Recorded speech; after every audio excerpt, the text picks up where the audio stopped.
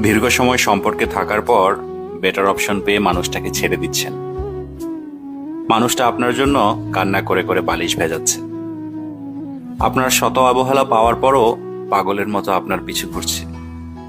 কি ভাবছেন মানুষটা প্রচন্ড বোকা, তাই না?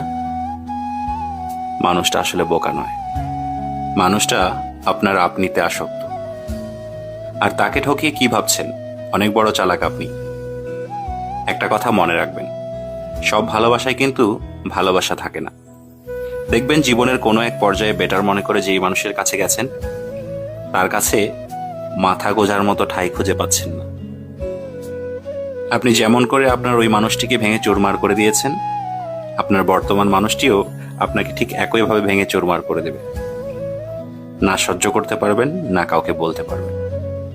শুধু সময়ের অপেক্ষা, আজ অথবা কাল।